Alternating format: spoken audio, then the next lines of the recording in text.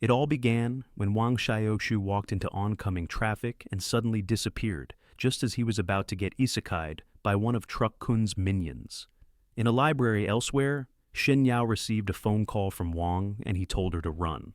The next moment, the library went dark. Everyone else disappeared and they were replaced by some wannabe Agent Smiths who stood watching her.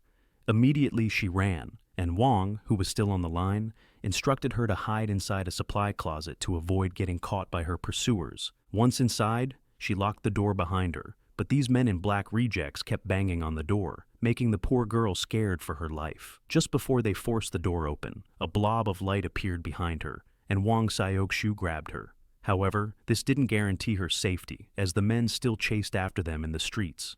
Wang avoided getting caught, but when one of the men shot at them and missed, he put the unconscious Shen Yao down and used a barrier to protect her. He then jumped off the building, feeling very much like Killua, and after landing among his enemies, he began going band for band with their faces. Each punch and kick he delivered was so powerful that these men would have to consider total body reconstruction after the fight. However, they kept coming back like moths drawn to a flame, and as a good disciplinarian, Wang Xiaoshu gave them all a good beating. At some point, they took to the skies, and after Super Saiyan Wang knocked down all the lackeys, their boss came after him. The man realized he was no match for Wang Xiaoshu, so he decided to knock him out of the sky with a building. Wang Xiaoshu was unfazed by this and didn't even try to avoid the building when it came flying towards him. Instead, he stretched out his hand and using his powers, destroyed the building before reconstructing it to resemble a large cube. He then attacked the man with the cube, and even though there was a large explosion, the man remained in one piece. He found himself in an alternate universe, and instead of taking the hint that he was on the losing end, he pulled out his gun and tried to shoot Wang Xiaoshu. Of course, the gun was jammed, and Wang Xiaoshu told him that he couldn't do anything while he was in that universe. The next moment, the light energy began swirling around, and as the man fell through what looked like water, Wang Xiaoshu said he hoped things would be different this time around. Immediately, the watch he'd left with Shen Yao began moving backwards, and everything went back to normal. A few minutes later, Shen Yao was woken up in the library by a younger Wang Xiaoshu, and he asked her to help him with his assignments. Years later, Wang Xiaoshu and Shen Yao, who were much older now, were out with their friends at a karaoke bar playing Jenga. When Shen Yao failed, she was asked to tell the group the name of the person she had a crush on.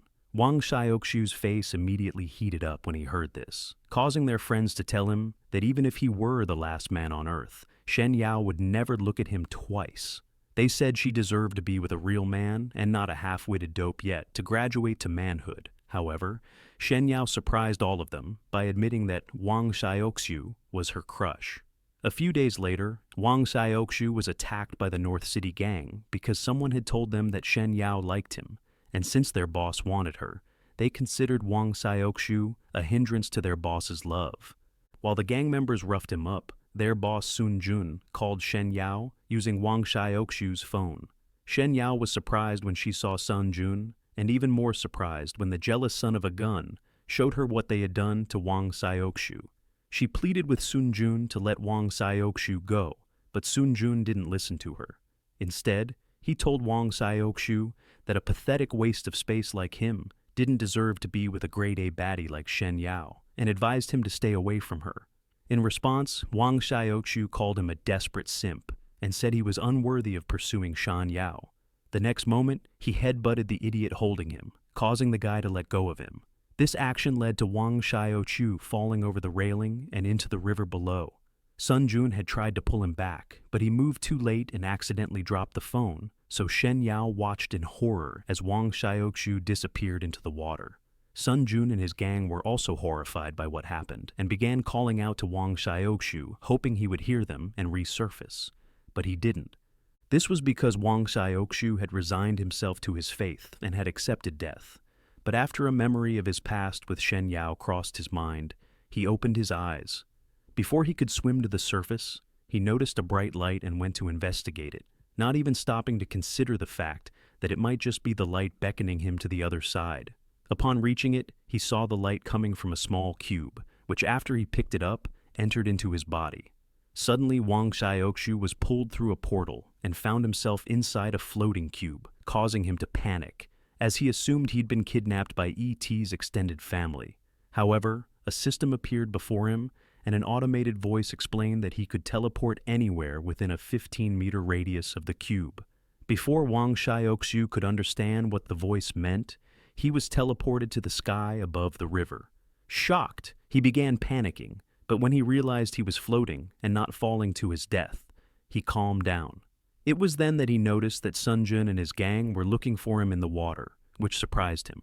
The next moment, he was teleported to a classroom, and while he tried to make sense of what was happening to him, the voice informed him that someone was approaching. By the time the security guard got to the classroom, Wang had teleported away, leaving behind a puddle of water. Later, after Wang Xiaoxiu had gotten home and taken a bath, he got a call from a very worried Shen Yao, who scolded him for not calling her as soon as he got out of the river. He apologized for making her worry, and after assuring her that he was fine, he promised to speak to her at school the next day. After he hung up, he lay on the bed, but the system activated, and Wang Xiaoxiu found himself back inside the cube. It said it was a Horadric cube, and told him that it had created a connection with him, making him its appointed user. Intrigued, Wang Xiaoxiu asked why it had helped him out of the river, and it told him it was because it wanted to help him fulfill his dream of becoming the king of the world. It then teleported him to the top of his apartment building, and Wang Xiaoxiu told it that he wanted to practice teleporting more. The voice responded that its energy had depleted, so Xiaoxiu decided that he'd only teleport when it was necessary. However, he asked if he could choose the locations he wished to teleport to, and the cube told him that he could. It explained that all he had to do was use microwave radiation to look around, so Wang Xiaoxiu did just that. This allowed him to see inside his apartment as well as that of his neighbors, but it didn't last long because a cat sensed him. The system commended him for doing so well, even though he was only a beginner. But Wang Xiaoxiu didn't hear anything it said because he was too tired and passed out. When he awoke later, he was back in his room and the cube was beside his pillow, which surprised him. When he asked why it was no longer inside his body, it explained that remaining inside him while he was weak was dangerous and could lead to his death. It said that if Wang Xiaoxiu died, it would also disappear, so it wanted to avoid anything that would lead to that. Intrigued, Wang Xiaoxiu grabbed the cube and went over to his computer to search the web for information concerning it. Unfortunately, the search revealed nothing, and even the cube didn't know who its creator was. Just then, his phone pinged with a message from Shen Yao asking him to have lunch with her the next day. Simp Boy was happy after reading the message, however. When he recalled what happened with Sun Jun and his gang of muscle-brained fools, he decided he needed to get stronger. He asked the cube if he could get stronger by completing tasks like Sung Jin Woo, and the cube told him that a weakling like him would drop dead before he could complete the first task. However, it said that instead of going through an entire training arc, all Wang Xiaoxiu had to do was find gemstones and absorb their energy. Hearing that he could cheat his way into becoming an overpowered MC, Wang Xiaoxiu became excited and asked the cube what sort of gemstones he needed. The cube told him that he needed to find real gems, unlike the fake Chrismatite and fake diamond ring his father and mother had. It said it had detected a real gem with a good energy source downstairs, so Wang Xiaoxiu grabbed his jacket, a shovel, and his shoes. After teleporting outside, he used microwave detection to locate the gem, and once he had it, he went into the cube. There, he fed the gem to the cube, and almost immediately, the cube began reacting as it absorbed the gem. Wang Xiaoxiu also reacted to the gem, and the cube informed him that his strength and endurance had gone up a little. It told him that as long as he kept gathering gems, his power levels would increase, and he would be worthy of becoming the king of the world. The following day at school, while Wang Xiaoxiu was discussing with Shen Yao and their other friends, Sun Jun and his goons forced their way into the classroom. Wang Xiaoxiu tried to avoid being seen by Sun Jun by hiding behind his textbook, but that pissed Sun Jun off. Just as he began approaching Wang Xiaoxiu, Shen Yao spoke up and told him to stop bothering Xiaoxiu, causing Sun Jun to laugh and say Wang Xiaoxiu was a gutless wimp for letting Shen Yao defend him. Shen Yao replied that Wang Xiaoxiu was more of a man than Sun Jun could ever dream of becoming and told him to leave. Eventually, Wang Xiaoxiu tapped her shoulder and asked her to leave the micro-sausage man to him. Annoyed by his insult, Sun Jun grabbed Wang Xiaoshu by his collar and demanded to know what made him think he had the right to talk to him rudely. Wang Xiaoshu pulled Sun Jun's hand away, but didn't let go of it as he threatened to beat the living daylights out of him if he ever bothered Shen Yao again. Before Sun Jun could respond, the teacher came in and told them they could compare their pole sizes after his class. Having no choice, Sun Jun whispered into Xiaoxiu's ear that he'd see him at the basketball court at 5 p.m. and left with his crew. Shen Yao asked Wang Xiaoxiu what Sun Jun said to him, but he told her that the wannabe Sasuke promised never to disturb them again. Shen Yao didn't believe him, but before she could bug him to spill the tea, he told her he was going home as he didn't feel good.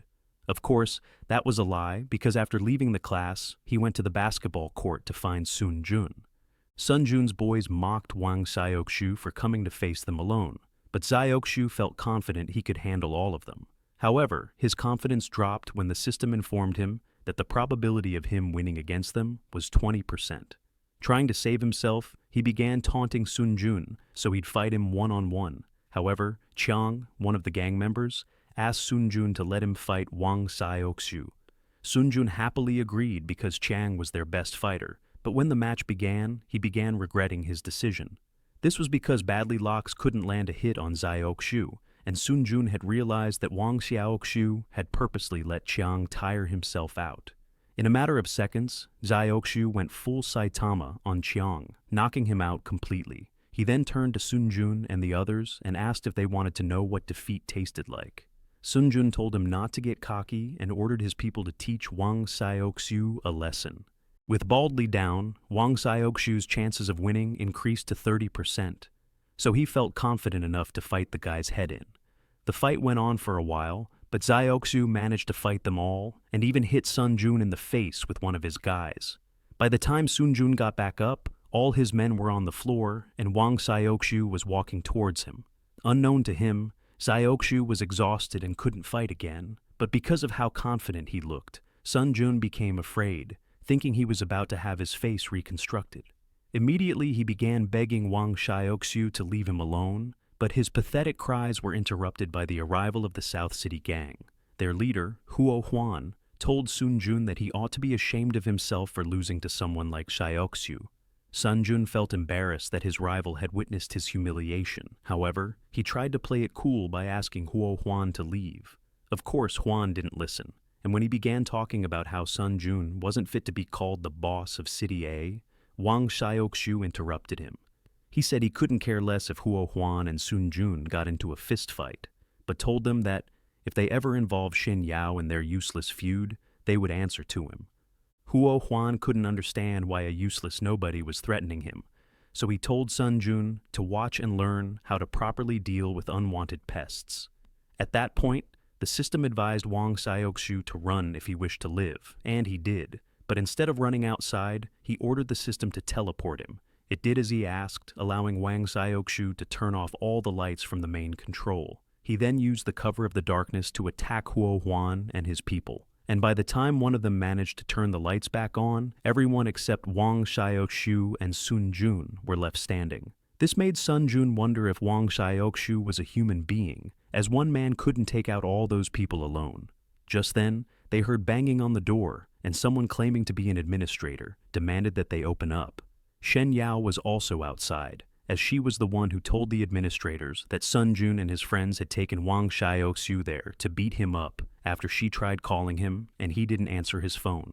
Sun Jun tried to sneak away, but Wang Xiaoxiu teleported in front of him and asked where he was going. Terrified, Sun Jun pleaded with Wang Xiaoxiu to forgive him, promising never to cross paths with him or Shen Yao again. Wang Xiaoxiu agreed, but said Sun Jun had to prove he was truly sorry. By the time the administrators got the door open, they found Sun Jun holding Wang Xiaoxiu by the shirt and pretending to punch him in the face. In the end, Sun Jun told the administrators that his gang and Huo Huan's gang had gotten into a fight and said that Wang Xiaoxiu had been accidentally dragged into it. A few days later, Wang Xiaoxiu went into the forest to search for gems since he was too broke to buy from jewelry stores. After digging for a few minutes, the lazy bones gave up and began complaining about how he wasn't built for the pirate's life. He was still complaining when the system notified him of an underground cave with gems that had the energy they needed. Using microwave radiation, he found a way into the cave and teleported there. However, after looking around for a bit, he came to a dead end. He was prepared to give up and return to the surface when he felt a gust of wind. Looking around, he spotted a hole, so he quickly teleported there, and to his utmost joy, he found himself in another cave. This time, the cave had the gems he was looking for, but the bad news was that they were high up. While he tried to figure out a way to get to them without falling to his doom, he didn't notice a giant snake slithering behind him. Fortunately, before it could make him an appetizer, Wang Xiaoxiu teleported to another part of the cave, confusing the poor creature. However, it didn't stop trying to eat him, and continued following Wang Xiaoxiu as he explored the cave like he was Dora. Unaware of this, Wang Xiaoxiu tied a rope around his waist and attached it to a stable rock so he could remove the gems without any fear of falling to his death. When one of the gems fell into the water below, Wang Xiaoxiu decided to find it using microwave radiation, and that was when he finally sensed the snake. He tried backing away as the snake approached, but he fell over the ledge and would have hit the water if the rope hadn't been around his waist. Unfortunately, the rope wasn't strong enough to hold his weight, so it cut, and Wang Xiaoxiu fell into the water where the snake was waiting for him. He fought it off using his shovel, but the snake coiled itself around his tiny body and began squeezing him to death. Wang Xiaoxiu tried to teleport into the cube, but he couldn't, as the cube couldn't transport anything half of his body weight. Having no choice, Wang Xiaoxiu stabbed the snake with the shovel, causing it to let go of him, and just as he was about to drown, the cube pulled him into its space. Once he had coughed up all the water he almost swallowed and began wringing out his shirt, he presented the gems to the cube. The cube told him the gems could be synthesized to form a higher-level gem, which would increase his power levels more than the regular gems.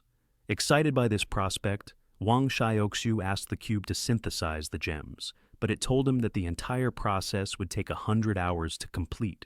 Of course, Wang Xiaoxiu couldn't wait 100 hours before defeating the snake, so he decided to merge 2 gems with the cube to increase his power levels. Once his power-up was complete, he teleported out of the cube and began fighting the snake outside the water. The fight didn't last long, and once the snake was dead, Wang Xiaoxiu found another gem, which made him happy.